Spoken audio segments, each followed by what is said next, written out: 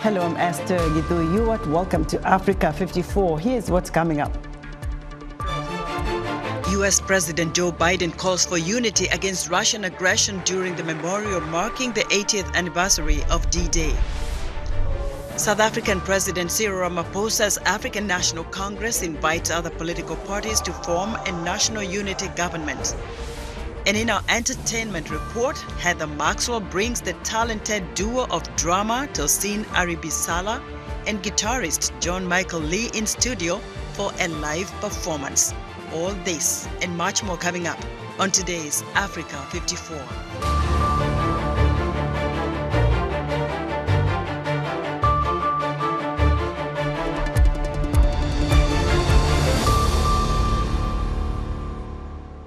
U.S. President Joe Biden participated in somber ceremonies marking the 80th anniversary of the Allied invasion of Normandy, France. President Biden also urged the need for unity against Russian aggression during the memorial marking one of the largest battles of World War II. VOA's Anita Powell reports from Omaha Beach.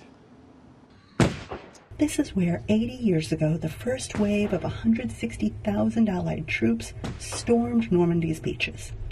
Their grueling assault loosened Nazi Germany's hold on France, leading to the end of World War II. President Joe Biden speaking near the cemetery where 9,387 American troops are laid to rest, emphasized that these global challenges are not in the past and urged unity in resisting Russian aggression today. We will not walk away.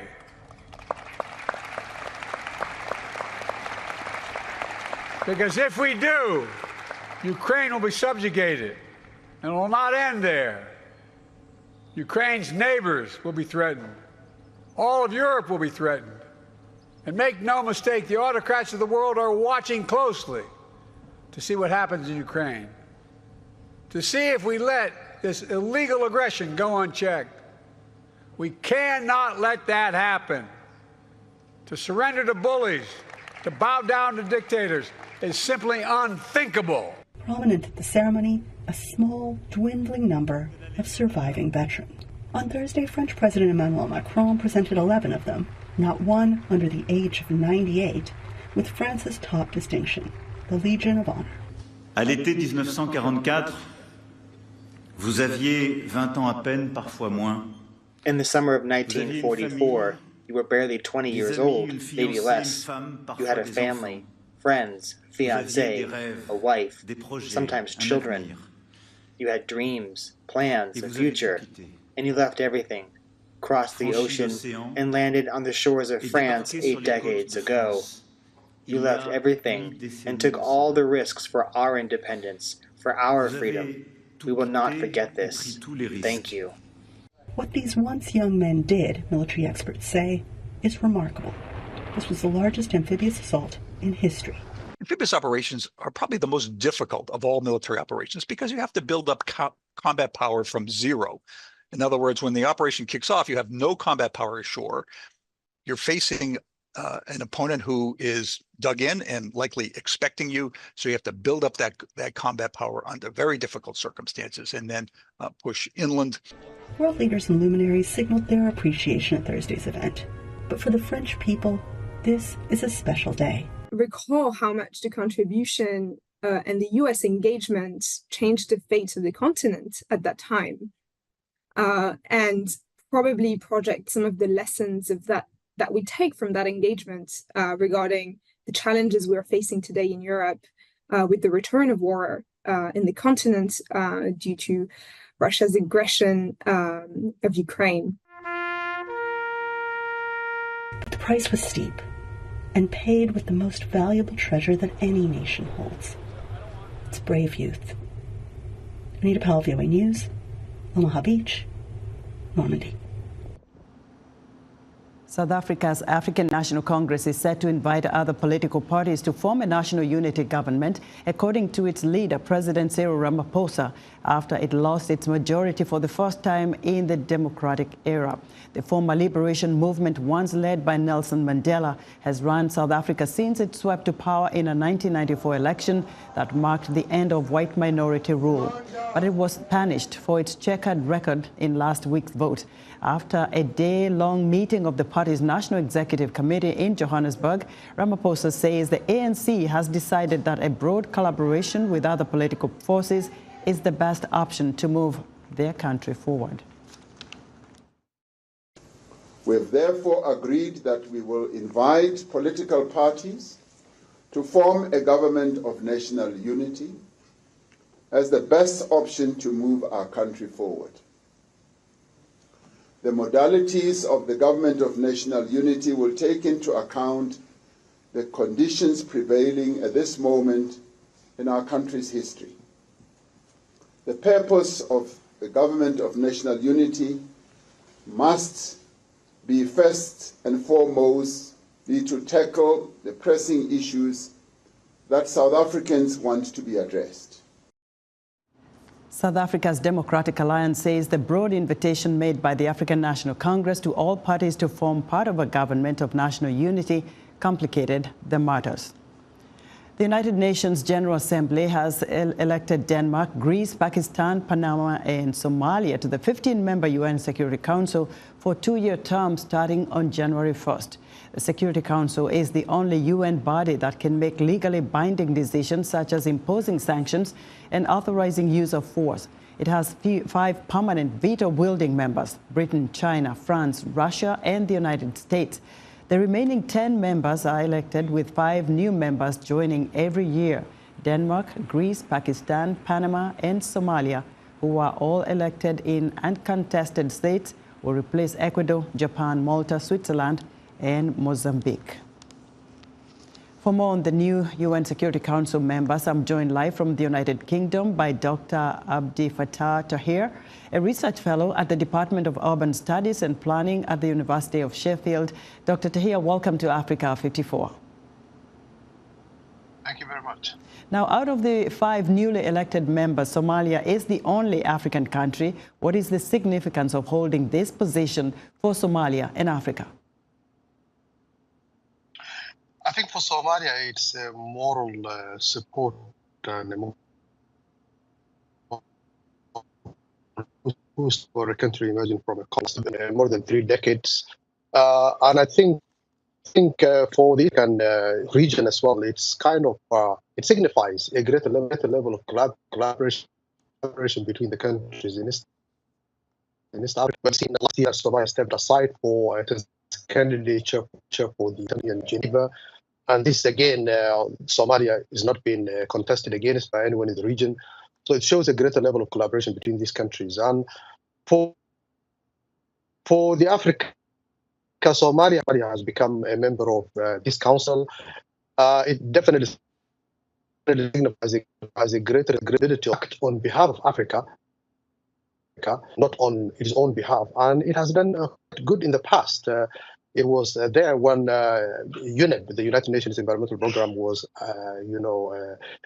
formed, and the headquarters became one of our own Nairobi. So Somalia was serving at the time the United Nations Security Council. It has also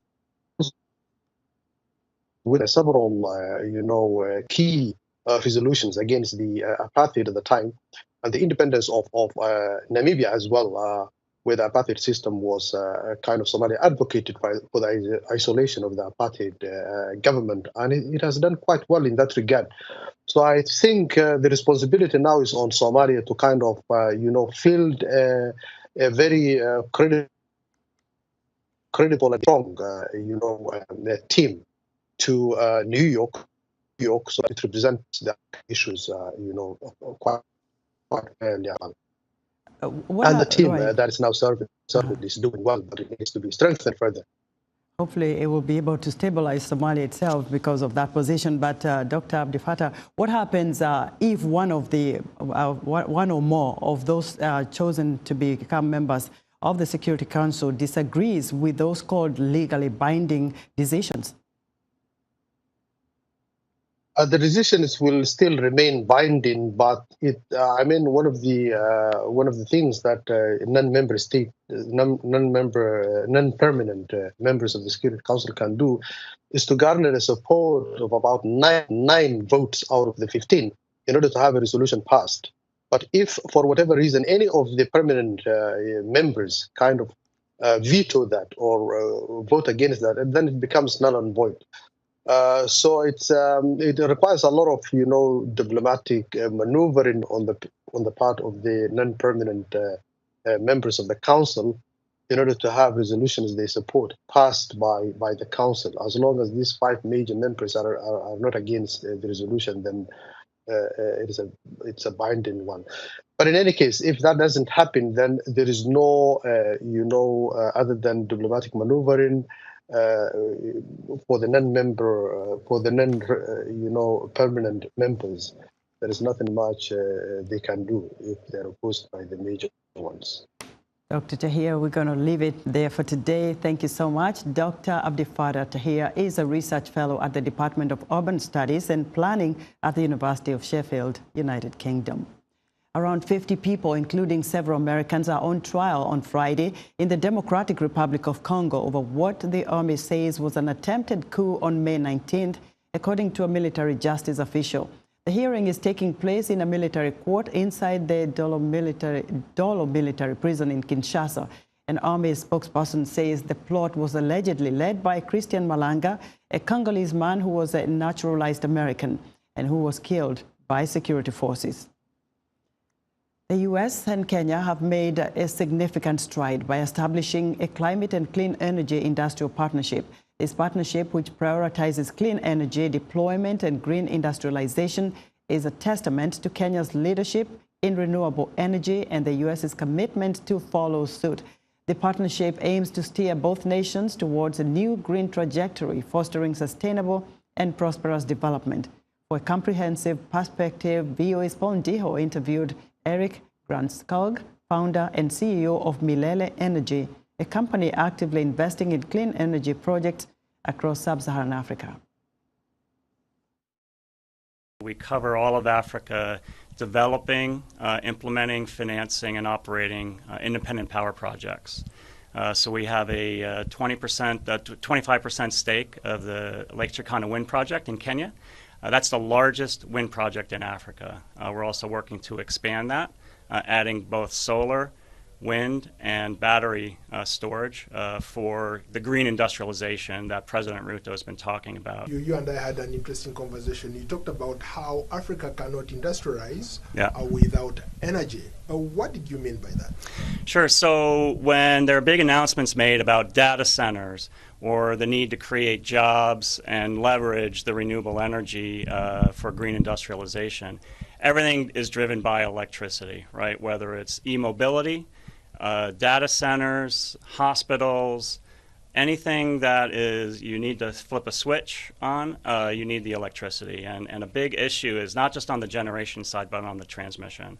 So some of President Ruto's initiatives about creating independent transmission lines is a big step forward that's been used by other parts in the world, Chile, India, of course, and in the Western world as well. So seeing that Kenya is looking at doing an independent transmission program is a big step forward to making sure that the grid is reliable, because that's really the big thing, right? So if you set up a manufacturing facility, whether it's pharmaceutical or green steel, other types of refining, it's more about the reliability as opposed to the cost. The cost is important, but without the reliability, it doesn't matter what the cost is. As a major player in this space, when you go to Kenya, when you travel around the country, what do you see out there that intrigues you? How can you make a difference? What intrigues us is truly the youthful population, the entrepreneurial spirit, the growth, the desire to do better.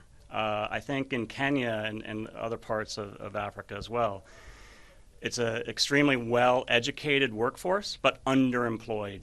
So we really need jobs that create value.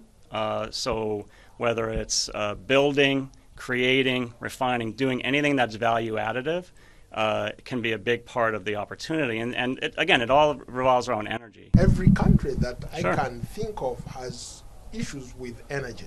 Yep. How can your company play a role in maybe trying to be the engine that drives development in the next 10 years? Malele was set up to be a Pan-African developer to unlock difficult projects. So in fact, we have a project in Sierra Leone that is expected to close in the next month or so with support from the U.S. government, so $412 million of finance and insurance support. That project's going to generate 60% of that country's electricity, lowering the cost, improving the reliability, adding a transmission line. That was Eric Granskog, founder and CEO of Milele Energy, speaking to VOA's Paul Ndihom. Former U.S. President Donald Trump faces the prospect of prison time after a New York jury convicted him of falsifying business records in a hush money trial. The legal process casts uncertainty on his campaign and future election chances. Tina Trin reports from New York. Donald Trump was found guilty of falsifying business records as part of a conspiracy to suppress damaging information ahead of his 2016 election. Convicted during this presidential campaign, the ruling raises questions as to how Trump will continue that campaign if he's sent to prison. Former federal prosecutor Stephen Cohen does not expect Trump will be incarcerated soon. There will be intense post-trial motions, and then there will be an appeal. And that appeal will take months, if not more than a year. So I think much of this will feed the political drama more than it will feed the story, at least initially, of Donald Trump's fate as a consequence of this conviction. Trump's sentencing is set for July 11th. Legal experts say the length of any prison term would likely be far less than the charge's 20-year maximum. Given his age, given his lack of criminal history, and given that the result here it really speaks for itself, that he's actually not looking at a lot of punishment, very significant punishment. Others point to the prison time already served by Trump's former personal attorney, Michael Cohen, as precedent for Trump's sentencing. It's very rare for an underling in a conspiracy to get jail time and the kingpin not. Donald Trump was at the top of this criminal conspiracy, and Michael Cohen did some serious jail time. He spent months. So there is some precedent for a judge sentencing Mr. Trump to jail. Alternatives to prison include probation, house arrest, and fines. But it's most likely that any sentence won't be carried out until after the appeals process, which is liable to go past Election Day in November. Whatever sentence materializes next month, it'll inform sentencing for the 3 criminal cases that are still pending against Trump. The fact of this conviction here, if it's still on the books, would result in a potential higher prison sentence in those future cases. So it does have a consequence, because he will now, unlike a week ago, have a criminal record, and criminal records are taken into account in meting out punishment. Of the other federal and state charges Trump is facing, the Florida trial for those involving mishandling of classified documents is further delayed. Tina Trin, VOA News, New York. Would like to hear what you think about Africa 54 and all our VOA Africa programs on our website at voaafrica.com. Still to come in our entertainment segment, musician Tosin Aribisala and John Michael Lee perform live right here in the studio. Stay with us. Did you know that Africa has the highest rate of suicide? And although men are more likely to commit suicide, the rate for women has risen significantly over the past several years, according to the World Health Organization. This week in Our Voices, we'll try to understand why suicide is on the rise and learn what role we can play to prevent it. Join the conversation each week right here on Our Voices.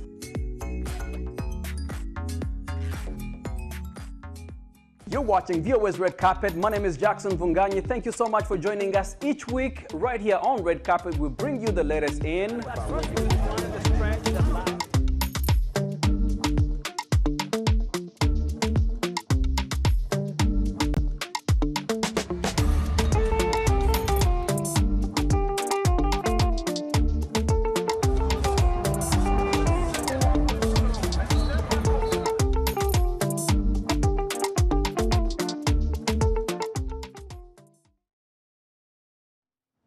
In other news, refugees from Sudan's war who fled into Ethiopia say they are being forced to move again and take shelter in a forest and on roadsides after repeated attacks by gunmen. Sudan's war has created the world's largest displacement crisis, with nearly 9 million people fleeing their homes, according to the International Organization for Migration.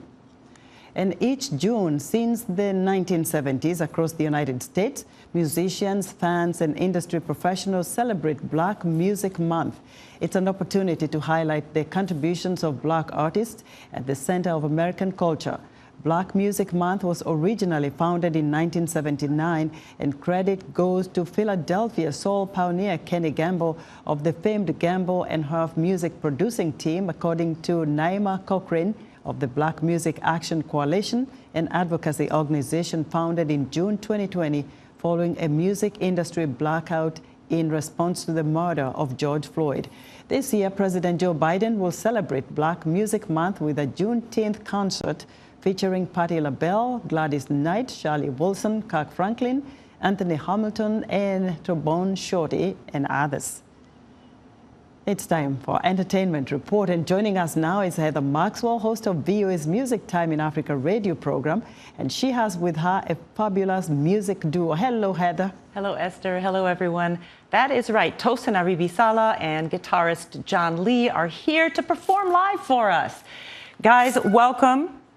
Thank you for having us. And Tosin, welcome back. Yeah. And I say back because Tosin has been on the show a few times in several years ago, because he used to live in the area, but now you are back again. Yeah. And John, you live in the area, right? Northeast DC. Northeast DC. All right, so Tosin, what brings you to DC? Well, I'm having a performance tomorrow at the Good Hope concert that was organized by Strathmore. Nice. Yeah. All right.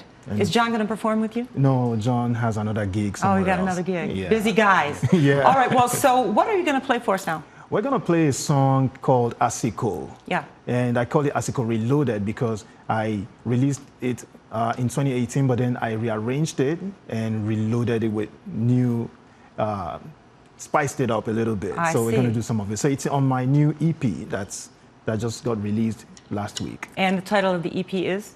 Kayefi. Kayefi. Yeah. All right. Now it's reloaded today on Africa 54 because you've asked me to sing backup. That's right. So here we go. Okay.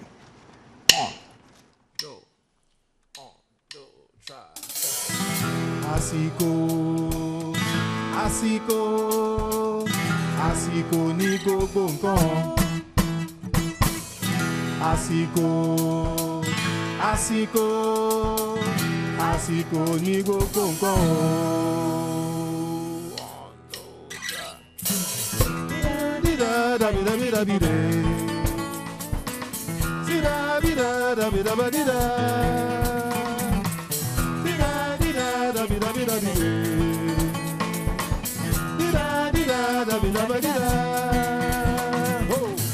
Ọ̀rẹ́ méjèèjì wọ́n jọ ń lọ, ọ̀rẹ́ méjèèjì wọ́n jọ ń rìnrìn àjò. Ìkan lọ́wọ́lọ́wọ́ ṣùgbọ́n kò bímọ rárá o. Ìkan bímọ lémọ̀ o ṣùgbọ́n kò lówó lọ́wọ́. Ìkan lọ́wọ́lọ́wọ́ ṣùgbọ́n kò bímọ rárá. Ìkan bímọ lémọ̀ o ṣùgbọ́n kò lówó lọ́wọ́. Àsìkò tí rẹ̀ ń bọ̀ tèmi máa dé o. Lọ́lá bàbá mi lókè.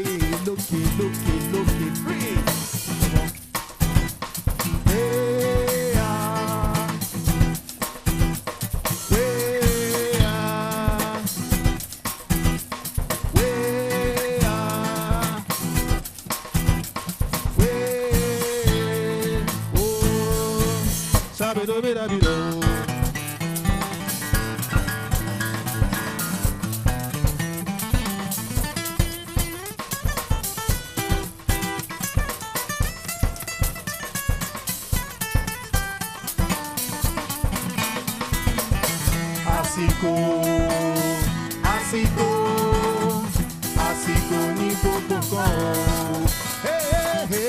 Asiko, Asiko, Asiko ni gbogbo nǹkan. Asiko, àsìkò àsìkò ní gbogbo nǹkan yeah àsìkò àsìkò àsìkò ní gbogbo nǹkan 1, 2, 3, 4.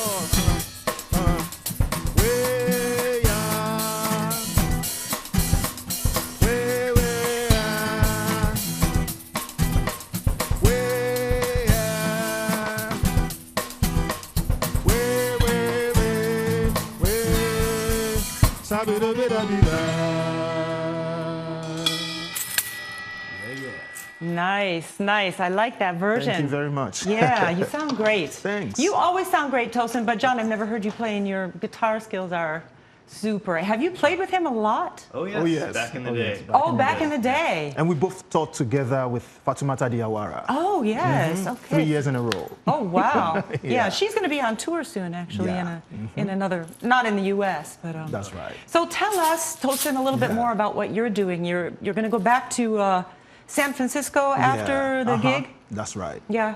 And what's exciting for you there? Well, I get to work with different people, different bands, different styles of music. And, you know, in the Bay Area, that's where folks like Baba Ken Okulolo, who's been in the U.S. for a very long time, is located, is based. And then you have someone like Soji Odukogbe, who used to play with Fela Kuti.